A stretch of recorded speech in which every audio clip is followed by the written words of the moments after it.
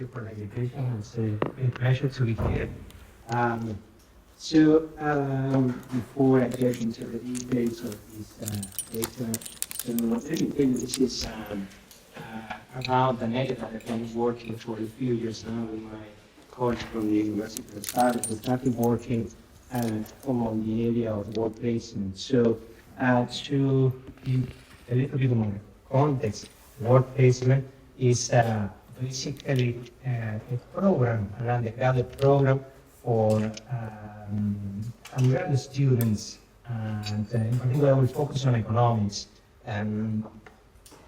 So students start their undergraduate studies and they can do their 3 years bachelor degree, and then they can go to the labor market or proceed with further study. That's the kind of the standard way.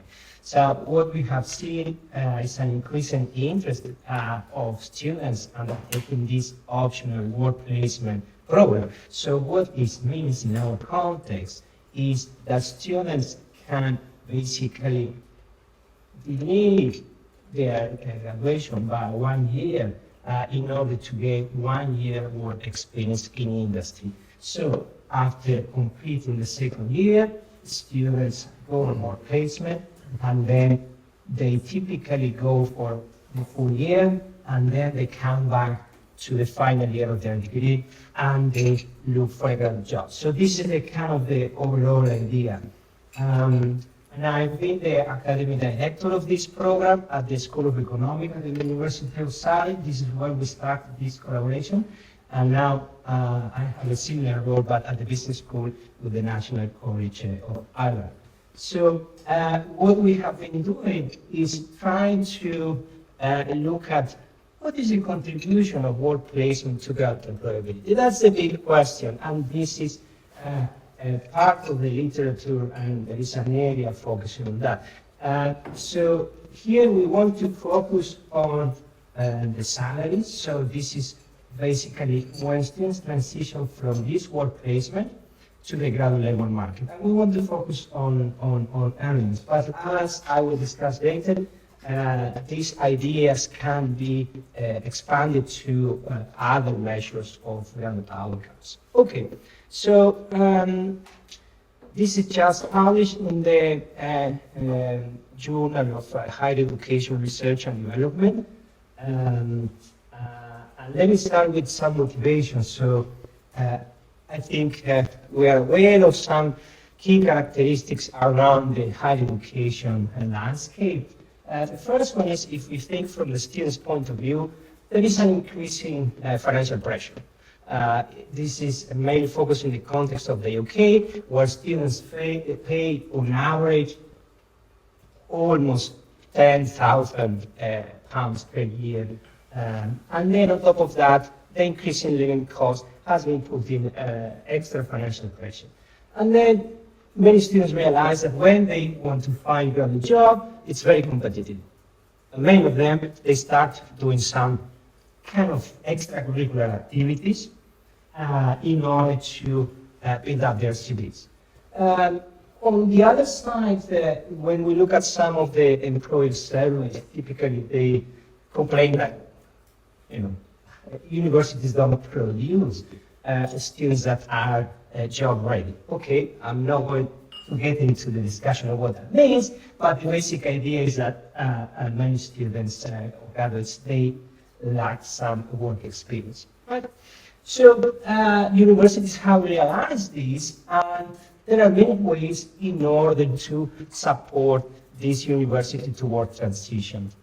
One of them is through work placement, or you may be familiar with the word internships. So, but these are part of the degree, right?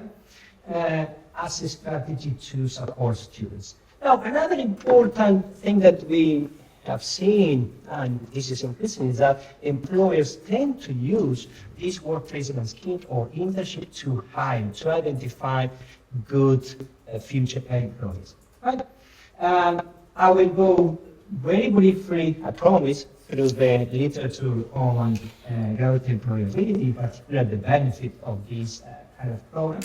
It has grown a lot and it's still growing. And what we have identified, and other scholars have pointed out, is that there is a gap there in terms of the empirical analysis, and in particular, as I will mention in more detail in a minute, the analysis has been mainly static. And then there is some limited evidence on, okay, what if students stay with a placement employer after graduation? Right? So this is what we want to focus on. So I promise I will be very briefly with this part. So our study basically fits what is known as work-based learning and employability.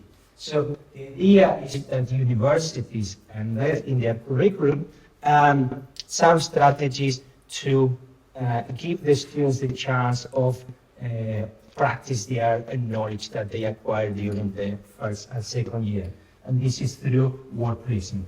One of the key questions that we can find in relation to this paper, in relation to earnings, is, okay, is there any salary advantage of doing the work placement?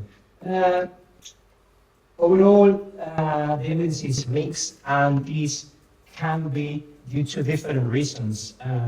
One of them is that there is a variety of work placement types, the context, field, and there is a lot of data limitations, and this can, drive some results.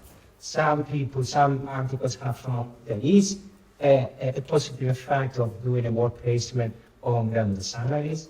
Some others have found that it's not. Or even if they found, the difference is quite minimal. To give you an idea of the magnitude, a couple of thousand euros per year. Right? Another question that it's important is, okay, how or what kind of mechanism are behind this work placement, how work placement can improve the graduate employability. There is a nice paper in the Journal of Behavioral from Insioglu in 2019, and there is a review about the different benefit of doing a work placement in terms of career development, career progression, subjective measures, objective measures. And one of the results is that we need a little bit more empirical evidence. Then another related article for our purpose is from Bruce and Jansson, Studies in Higher Education 2016. So part of that article tried to see whether there is a kind of a foot in the door effect. So what are the potential gains if students go back to their placement employer? Unfortunately, the data from the Graduate Outcome Survey in the UK does not allow us to identify this because of the type of person. I can go into more details later on when I will explain what we do in order to try to test this rigor. There is some evidence from Spain that short work placement, say around 3 to 36 months, can benefit students of going back to their placement employer in terms of it is quicker to find a job for them, and also their job is more aligned with their needs. So there is some evidence here. So these are the two main research gaps that we have identified, and we try to contribute to this, to see whether we can do something in relation to have a kind of a framework for a dynamic approach, and also to provide some evidence on the benefits of staying with the placement employer. So these are the two main areas that we want to focus. So what we do, we first try to come with a framework that will capture this dynamic link between work placement, job transition, and graduate earnings. this is a framework, it's not a mathematical model, just for some of you that may have that kind of standard mathematical model. And then the second is that we try to introduce some hypotheses in relation to this transition. The first one is that there is a kind of salary premium for those who do a work placement and go back to work with the same placement employer. And the other two hypotheses are in relation to the low pay dynamics. And this is also inspired by the low pay literature, low pay employment literature, the low pay persistent effect and the low pay stepping stone effect. And then we collected data from our or my previous institution to see how and what we can do in order to test these hypotheses. As you can see, obviously this is kind of it will be a very modest sample size. I cannot display that, but well, we did our best in order to collect the data. There are many challenges. I can tell you some. So the main highlight of the paper is that we provide evidence supporting this idea that students can benefit by returning to their placement employer. Okay, so this is the canon of the overview. Any questions so far? Okay, we will now dig a little bit onto these three key points. Okay, so here we find in this literature that there are different ideas, and the main prominent one is in relation of the idea of perceived employability and what are the concepts that are related to perceived employability. Perceived employability means, in our context, how students will evaluate their chances of securing a job. Okay? We take this idea from Flores and colleagues in this article 29 that they talk about the movement capital conceptualization. So the idea is simple. So individuals have strengths, attitudes that will affect the chances of securing a job. Okay?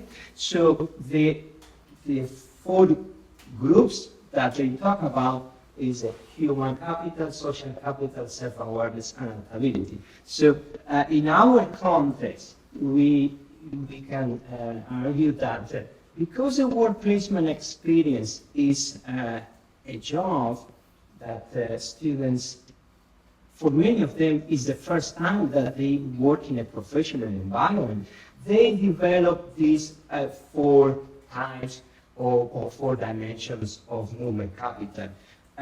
They apply the academic knowledge, so they gain that application.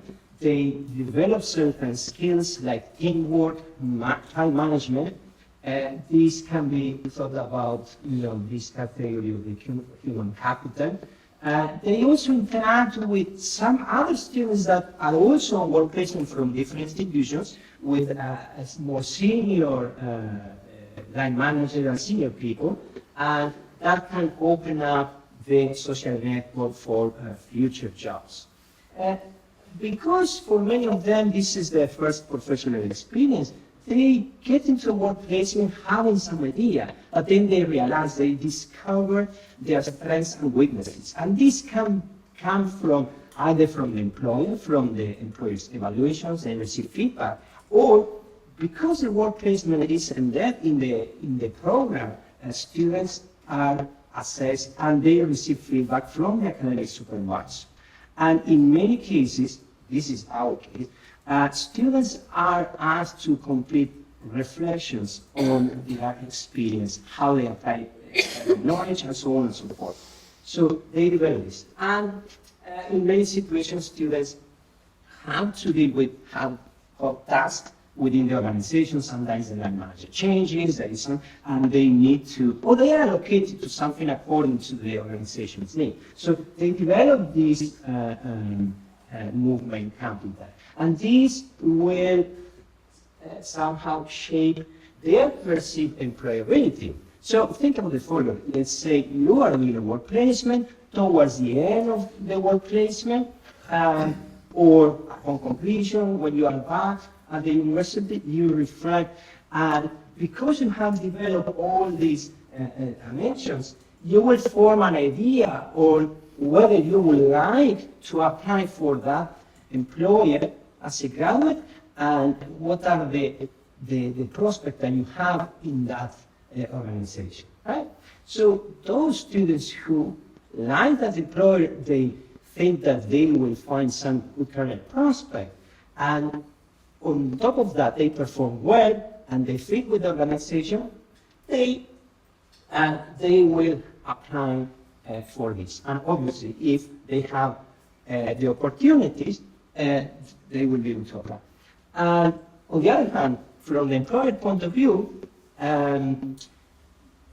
as I mentioned, this is part of the recruitment process for them. So they discover the productivity level, how well the students may fit the organization. So if the employer is unhappy, then we have, this successful internal job transition. Okay. So on that point, do you have any data then on, like, do the employers fill out an evaluation? You said the students do a reflection, but at UCD, at least in some of the internships here, the employer has to provide some information about the student. Because I see generally where you're coming from, but it's sort of it's a two-sided match, right? Not only does the student get a sense of their employability, but the firm will also get a sense of the student's employability as well. And that's not on this graph. Is that data reasons you just don't have it? So what we are going to do is we don't have information on offers that we can link with the individual data. Right. Or evaluations, right? You don't have from the internship, you don't have any sort of evaluation from the on the intern, on the work placement. We have scores. So employers have to score students according to different items. Now, we have tried to link that. I will come back a little bit later, but I can say. Or I can wait. Either way. No, that's fine. Thank you. Oh, we tried to do that. Now, the issue is that at least our institution, because all of these forms are run by career and employability, we don't have control on the questions that we want and how we want to collect the data. So this is part of what I mentioned. The data collection is tricky to study these dynamics. So it changes every year. So we have another paper looking at some gender biases in this kind of setting, but that's a different, and we could do that for only 1 year. Okay? Okay. So the short answer is that you cannot link that information with the. Yep. Okay. So just to finish this part of the framework, so, other students may perceive that they don't want to apply for jobs with their placement employer, either because they realize that it's not for them, or they prefer to have different experiences before settling into a career path. And they will make an external job transition together with those who apply but were not successful. So we have this path, and then they get salaries. Okay? So this is the to do, try to connect from this dynamic approach, this part with this part. Now, unfortunately, and this is scope for more research, it would be nice to try to empirically disentangle all this, or disentangle the different dimension of capital and how these interact. This is not the purpose of our work. We would like to do that. Okay? So within this, we set up our research hypotheses. As you can see, we are going to see whether these are different. Okay? So the first research hypothesis, for example, whether there is an earning premium or salary premium for those students who went back as a graduate with a placement employed. Okay, this is called internal job transition. Okay, so this is the first hypothesis. Has been known in the literature, foot in the fact, in terms of salaries. Okay, is that clear? Yeah. The second and third hypotheses are in relation to the low pay dynamics. And the idea is very simple. Okay, you are a work-placement student and you get a low pay during your placement. Okay, are you going to get trapped into that low pay dynamic? Are you going to end up in a low pay graduate job? And the other, I would call this a low pay persistent effect. And this is also coming from the literature on low pay employment. Okay? Or whether students will be able to climb up the salary ladder and will start with a low pay placement and they will be able to move or transition to a high pay graduate job. And the other hypothesis, whether students can transition to high pay employment.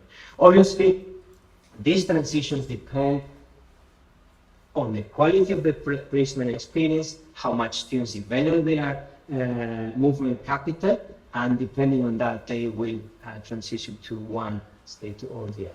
Okay. So what do we do to find some empirical evidence? So we look at graduate outcome surveys from the higher education statistic in the UK. Unfortunately, the surveys don't allow us to look into these transitions. And this is part of the reason why many studies look at, particular point in time, okay? And they compare different student groups. But for, one particular point in time, in some other countries, they have a kind of a follow-up, like in Spain, 4 years after graduation. In Germany, they have also some, but not in the UK, and as far as I know, not in Ireland. So what we did was to try to collect different pieces of information for each student. So we, I can give you some of the insight on how hard it is to do this. So we collected information from university records, from admissions office, from the work placement, and I was able to do that because I was the academic director, so for me it was relatively simple to access the data. But if you are not in that, it would be very difficult. You are not going to get information about how what about a dollar salary for the workplace. You are not going to be able to get that. Okay. We collected the student CVs. So students, as part of their assessment process within the workplace, they had to submit their CV. And CVs follow a kind of format. So they are advised on what they need to complete. They are given some kind of template. So the information is relatively similar with differences on what they put as evidence. Okay? And we also collect information from graduate surveys. Now, here again we faced challenges here because the university didn't want to give us the student record with the number. So although we got the ethical approved and we went through that, it was very challenging. And we were able to collect information for 3 years. And we wanted more, but unfortunately, we couldn't. So we had to use some tricks in order to collect that information. So we collected three cohort of economic graduates from the University of Surrey who did the work placement. Okay. The work placement is optional, as I mentioned, and this is basically known as a sandwich program. Students, year 1, year 2. Year 1 is the models are the same for all the different degrees in economics, standard economics, business and economics, economics and finance, and so on. Year 2, they take a few models that are more specific for their program. Then they do the year-long placement. They go back to finish their degree. Okay. So let me give you some numbers. The approximately 47% of the students who graduated in this three cohort did the placement. Then, because this is survey data, almost 60% of them reported their graduate salary. We had the information on the salary during the placement, but not for all of them at the graduation. And then from those who report the graduate salary, a bit more than 80% found jobs as a full-time graduate. So we focus on this, and we don't include here those who found part-time jobs because of the difficulties in comparison, really. And because we cannot convert the salary to an hour equivalent. That's the. So again, as you see, this is a very modest sample size. I'm not going to claim that these results obviously are general, obviously not, but we wanted to do something in this line. Okay, and from this, around a quarter of them found graduate jobs with the same placement employer. Okay. So we, in terms of the data that we have, these variables, we have the placement salary, the graduate salary, and we treat it as real earnings, adjusted for inflation, obviously, using the National Office Statistics indexes. We collect information about age, gender, fee status, ethnicity. We also collected information about the school time, and here we are going to also see whether there is any effect of attending a public school versus a private school. We collected information on all the marks that students had at first year, second year, final year. We also created some variables to distinguish between the first and non-first, different classifications, and the overall degree.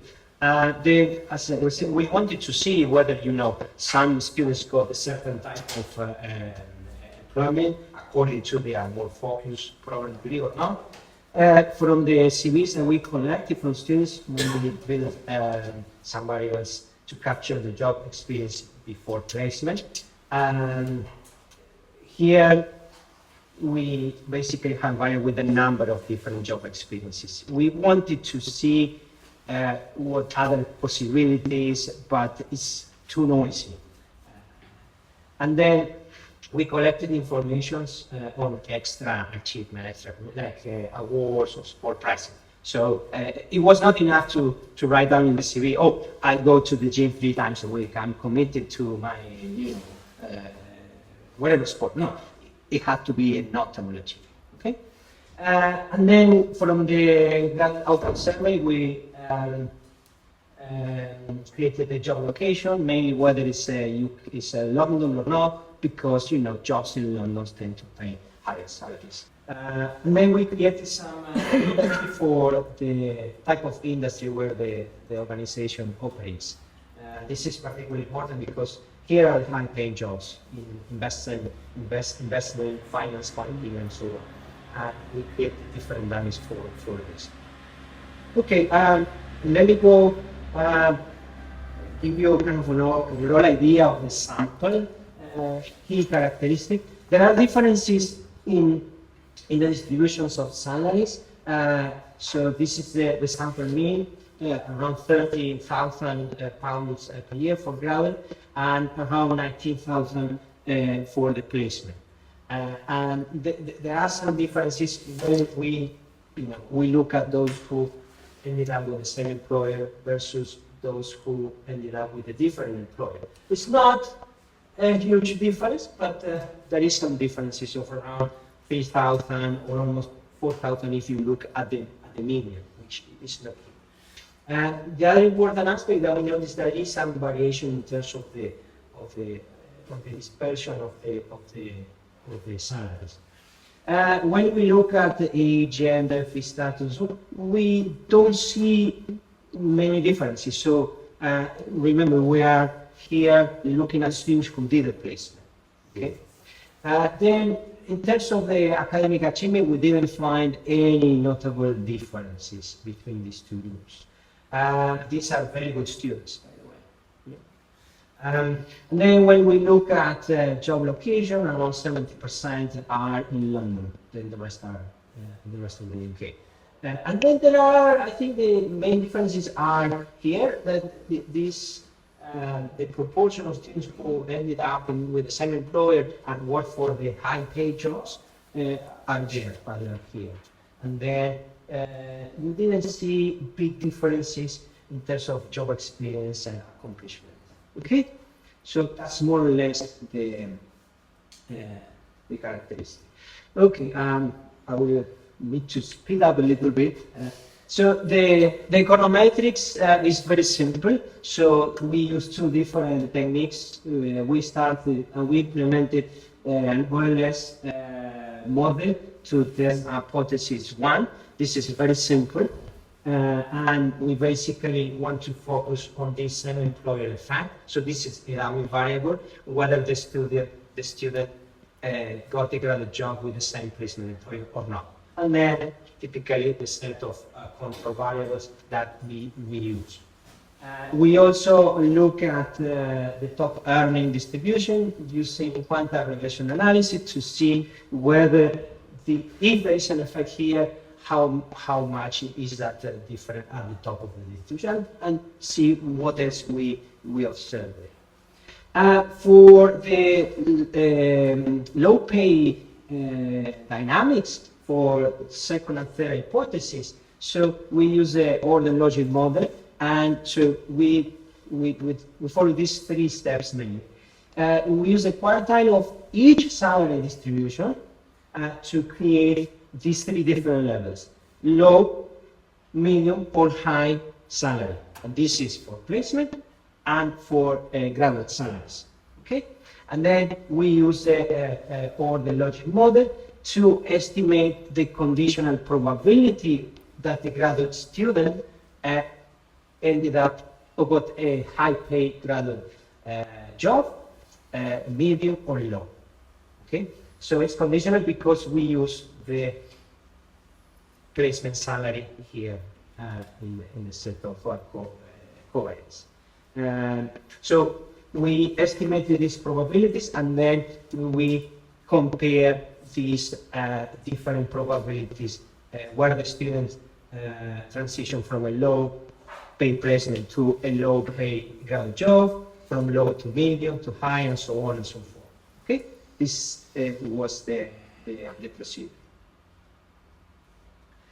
So in terms of the result, this is again very simple, the OLS. So we started with a very simple naive model. So we focus on the same employer. So we are interested in this coefficient here with no other controls here. And then we added more of our set of control variables. So demographic, academic achievement, the job characteristic, job experience, accomplishment. So this would be, the last column would be the model that includes most of the covariance.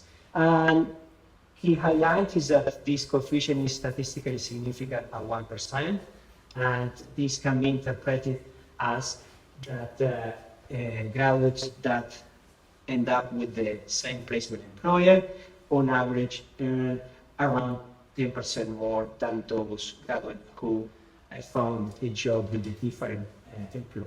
Okay?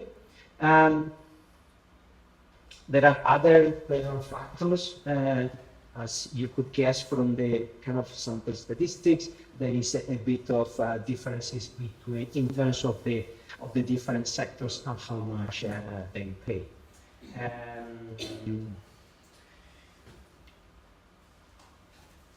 We did some other things. We tried different functional forms for job experience, academic achievement.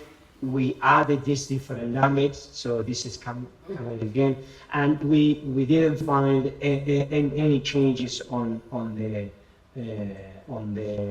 results, and mainly we didn't find any other significant effects. Mainly, and this is probably our guess is that it's because this group is really homogeneous in terms of those characteristics. And this salary premium increases at the top percent of the salary distribution. Some other findings in standard OLS, the gender dummy variable was not statistically significant, but it appeared to be relevant at the top of the salary distribution, and with a gender gap of 8% in favor of males.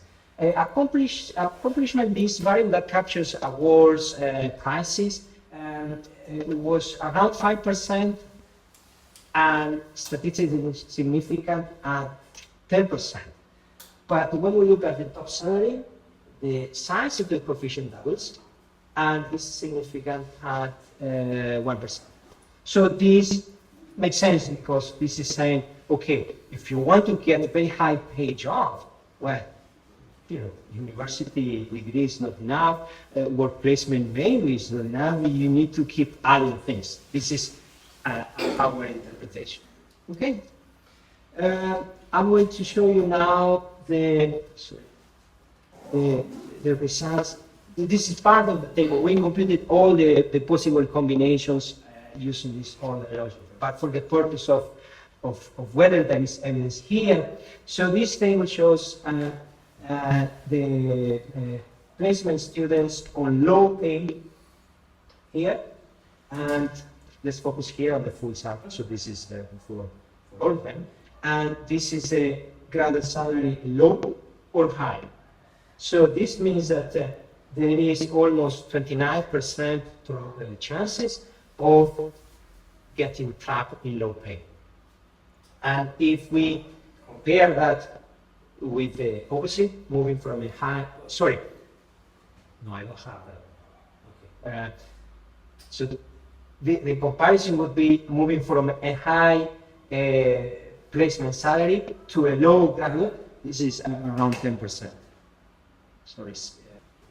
High to low, less than 20%. So we interpret this according to this definition of low pay persistence. Sorry.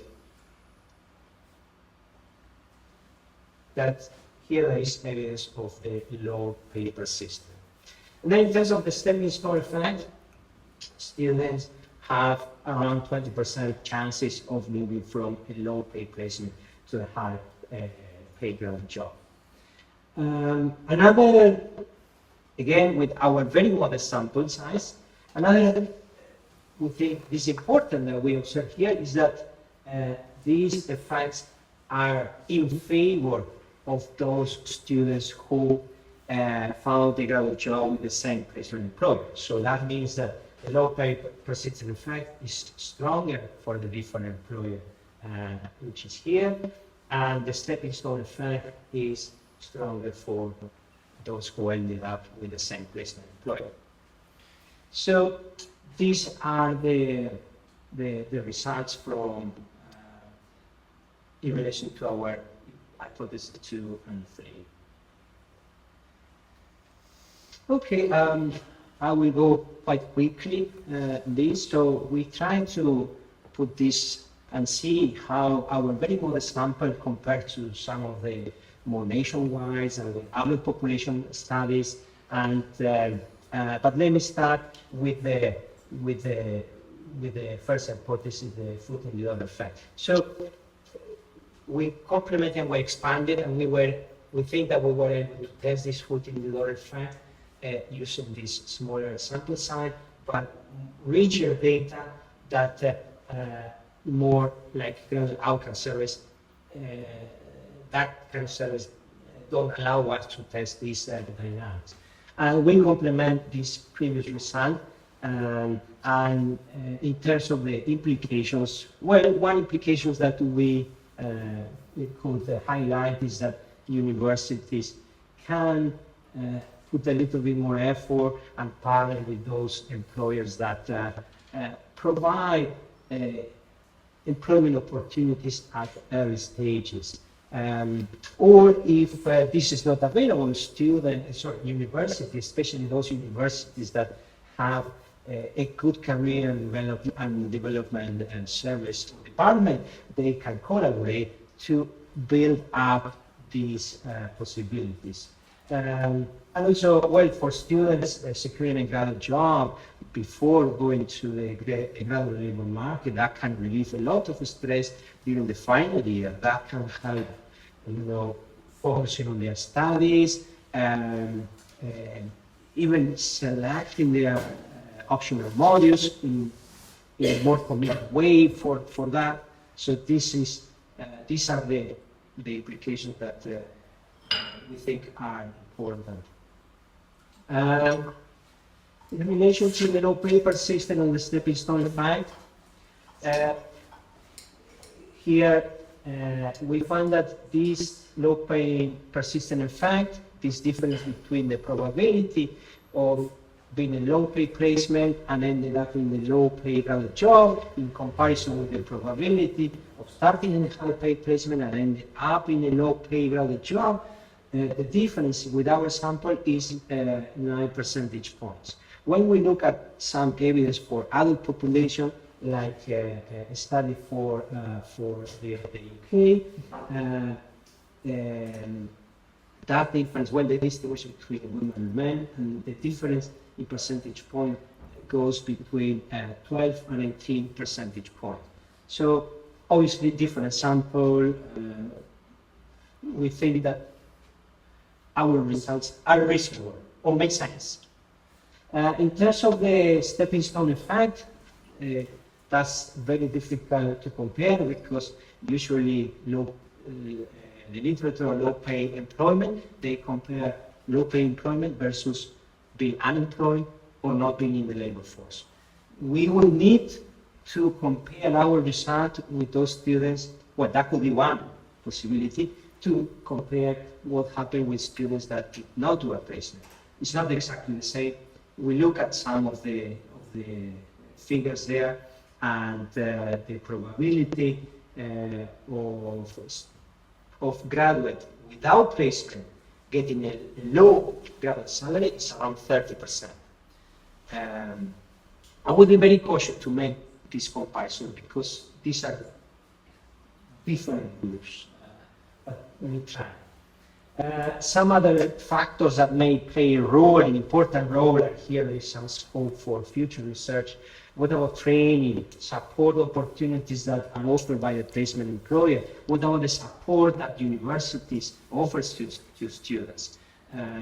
What I've seen, at least in the UK context, is that more universities now are adding support to work placement program from the department. So not only they receive the more standard support that career development provides to them, which is great. But there is a little bit more tailored. That could be something for future research. Limitations, some, I think they are obvious. This is limited to a single discipline, economics, and the University of Surrey. As I explained, it's very difficult to get and collect detailed information to do this kind of analysis. Some potential ideas, collaborate with people from other institutions that also offer work placement and try to expand to other disciplines. That could be a way to do that. We focus on earnings. This is an objective outcome. We think that our framework and our ideas can be somehow applied or expand to other subjective outcomes, like job satisfaction. Okay? And finally, there are other factors that we didn't account for. In particular, you were surprised that, well, somehow surprised that students are very similar. Well, this is probably because they are from economics and one institution. We will need to see what happens. But there are other factors that are important, like the support they receive from both the employer and the university. And there is another discussion that is more related to access and equity in the participation of this option and placement. That there are students that face financial constraints, and minority groups, they have some responsibilities that are not in a position to participate in this program. Okay? There is some scope to follow up research on that. Okay, so I think just to conclude, few highlights. We try to do a little bit on the direction of the university toward transition using work placement, and to try to have a kind of a little bit more understanding of the dynamics. Our findings suggest that students can benefit if they secure a job with a placement employer, and this complements something fun. And we think that we contribute to this worldwide literature on the work-based learning and employability by providing this kind of framework and ideas. Okay, thank you, Miguel. Thank you.